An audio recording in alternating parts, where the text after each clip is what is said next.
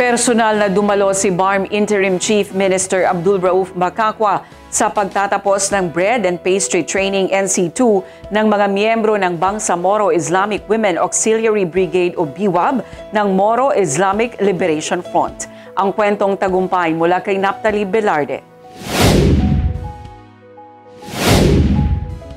Hindi lamang ilaw ng tahanan, tagapagtaguyod ng kabuhayan at kapayapaan sa kani-kanilang komunidad ang bagong papel ng mga miyembro ng Bangsamoro Islamic Women Auxiliary Brigade o BIWAB dahil sa bagong kaalaman na kanilang natutunan sa bread and pastry making, maaari na nila itong gawin kabuhayan.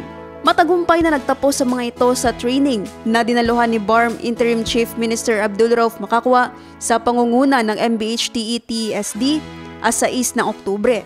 Sa Facebook page ni ICM Makakwa, sinabi nito na sa bawat tinapay na inihahain umano nila, nagdadala ito ng mensahe ng kapayapaan at pagbabago. Ang Bread and Pastry Making NC2 ay karaniwang tumatagal ng 2 linggo, kung saan ang trainees ay sumasailalim sa assessment at kapag pumasa rito ay mabibigyan sila ng National Certificate o NC2 mula sa TESD. Ang sertipikasyong ito ay kinikilala sa buong bansa maging abroad.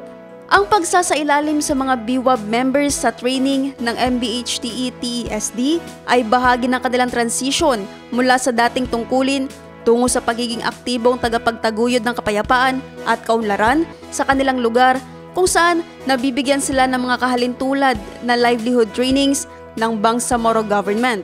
Naphtali Velarde, iMinds, Philippines.